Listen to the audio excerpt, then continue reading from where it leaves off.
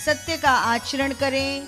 सत्य को जो जीवन में धारण करता है, जो सत्य बोलता है, सत्य पर चलता है, ऐसे कोई संत का सानिध्य मिले तो उंगली पकड़ लो कि भैया हमारा भी मार्गदर्शन कर दो। आपको फंसना नहीं है, ये बात ध्यान रखिएगा। आज जो भी समाज में परिणाम आ रहे हैं, मनुष्यों ने स्वयं किया है। मनुष्य स्वयं करता है, खुद जाके फंसता है, फिर निकलने की कोशिश करता है। आप अपनी बुद्धि का सदुपयोग करिए। आप किसकी उंगली पकड़ रहे हो? आपको चाहत किस चीज की है? आप ब्रह्म जिज्ञासा कर रहे हो। रिपीट बंद कर दो। आप ब्रह्म जिज्ञासा कर रहे हो। अथा तो ब्रह्म जिज्ञासा तत्वमसि सत्यम शिवम सुंदरम, ये सब वेदांत जब आप पढ़ोगे तो सूत्र यहीं से शुरू किए गए। अथा तो ब्रह्म जिज्ञासा तत्वमसि, तुम वही हो, लेकिन अभी तुम वो नहीं हो। अभी कक्षा में प्रवेश करो, साधना करो। अगर आपके जीवन में गुरु है और आपको बताएं गुरु मंत्र एक नहीं होता है, बोलो जय सिया राम। अगर आपके जीवन में ऐसा गुरु है, पहचान बताएं।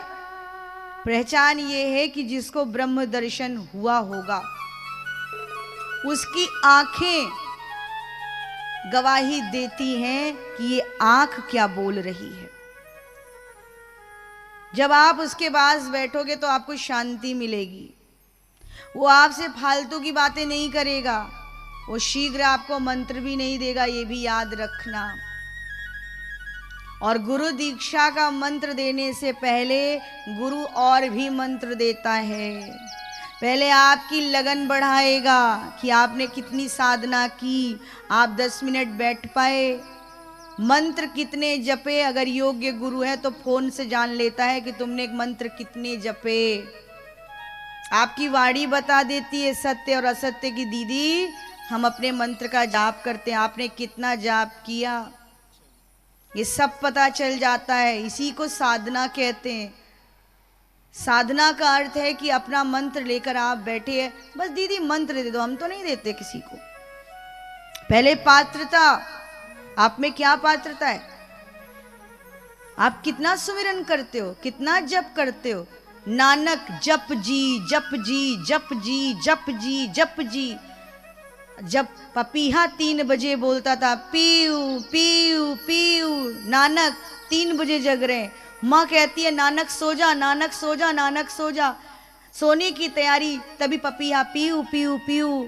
माँ की उंगली पकड़कर 16 वर्ष के गुरु नानक कहते थे कि माँ पपीहा जाग रहा है अपने पिया से मिलने के लिए, तो मेरी बेचैनी क्यों रोक रही है? मैं भी अपने पिया को गीत गा के रिझा रहा हूँ, गीत गाता हूँ। आजकल जागते हैं लोग उल्लू बन करके। उल्लू क्या करता है? उल्लू रात्रि में जागता है, दिन में सोता है। मनुष्य मोबाइल में लगा हुआ रात भर देखता रहा, आंखें बुढ़ी होने लगी। 16 साल का लड़का वृद्धत्व की ओर अग्रसर, आंख एकदम टकाए पड़ा है, इलेक्ट्रॉनिक मीडिया से जुड़ा पड़ा है, रात्र गहरी हो गई, उल्लू बना पड़ा है, सुबेरे सोएगा। रात में जागोगे और दिन में सोओगे, सब उल्टा, सब उल्टा। व्हाट्सएप पापा, फेसबुक मम्मी, बोलो जय सिया राम। मम्मी आवाज देती रहती है, बेटा पराठे खा ले आके, पिताजी ने खा ले, आ रहा हूं आ रहा हूं। जिसको जानता नहीं उससे चैट कर रहा है, बोलो जय सिया राम। चेहरा भी नहीं देखा है उसका, उससे चैटिंग चल रही है। सब खोता जा रहा है। जल्दी सो, जल्दी उठो। गुरु मंत्र देता है, मंत्र के प्रति आपकी निष्ठा क्या है? नानक कहते हैं मां से, मां पपीहा जाग रहा है, मैं कैसे सो जाऊं? वही नानक मर्दाना के सामने जब नदी में कूदते हैं, 3 दिन तक बाहर नहीं आते। मनुष्य मरता है तो 3 दिन तक घर की शुद्धि की जाती है। कहते हैं 3 दिन तक वो उपस्थिति रहती है उस व्यक्ति की। नानक ने भी अपने जीवन में 3 दिन दिए, 3 दिन तक बाहर नहीं आए। लोगों ने खोजना शुरू किया, नानक कहाँ है, नानक कहाँ है, नानक कहाँ है। नानक का कोई अता पता नहीं। लोगों को लगा नानक ने शरीर छोड़ दिया या जानवर खा गया। और तीसरे दिन ओंकार का जप करते हुए, जप जी जप जी जप जी, जपो जपो जपो, ओम जपो, नाभि से जपो, नाद करो ओंकार, ओम गायत्री मंत्र। नानक रटन करते हैं, ओंकार ध्वनि रटते हैं। पूछा लोगों ने, नानक कहाँ चले गए थे? कहा, मैं खो गया था। खोए तो मिले क्या? कहा मिले, बादशाह मिला। क्या कहा? कहा जप करो जप करो जप करो। आपकी जीवा क्या जप करती है, उसके घर में क्या हो रहा है। अपने घर में नहीं झांकेंगे, दूसरों के घर में झांकेंगे। पति पत्नी में झगड़ा नहीं हो रहा तो झगड़ा कराएंगे। समाज में अच्छा कार्य हो रहा है तो अपनी टांग अड़ाएंगे। किसी का विवाह तय हो रहा है, दोष बखानेंगे। अपने गिरेबान पे नजर नहीं, दूसरे पर नजर। अपने को देखो, अपने आचरण को देखो कि तुम क्या कर रहे हो। तो गुरु जो आपके जीवन में है वो नाम की ही दीक्षा देता है। कलयुग केवल नाम आधारा। आपको मंत्र मिला, आपने कैसे जपा, कितना प्रेम है आपका उस मंत्र से, कितना समर्पण है उस मंत्र के प्रति आपका, कितना भाव है कि कबहू तो दीन दयाल के भनक पड़ेगी कान। जैसे सब काम निपटाते हैं, घर का काम निपटाते हैं, बाहर का काम निपटाते हैं, ऐसे भगवान का भजन निपटा लेते हैं। भगवान की माला निपटा लेते हैं। 11 हो गई दीदी, एक माला करो, लेकिन इतनी प्योरिटी से करो, इतनी ट्रांसपेरेंसी, इतना भाव। आसन डाला, माला उठाई, प्रभु के चरणों में प्रणाम किया, उनके नाखूनों का दर्शन किया और भाव से हृदय में ठाकुर जी को विराजमान किया। जो भी आपके गुरु हैं उनको स्मरण किया और प्रार्थना करके अपनी एक एक जो माला का एक एक गुरिया है उसको जपो, तो ऐसा लगे कि मैं ठाकुर के प्रति कितना समर्पण, मेरा कितना विश्वास। तब वो माला असर करती है, तब वो माला आपको आर्द्र करती है, तब वो माला आपको फलित होती है कि मेरे गुरु का कवच मेरे साथ है। मेरे गुरु ने मुझे दीक्षा दी, मेरे साथ अशुभ कैसे हो सकता है?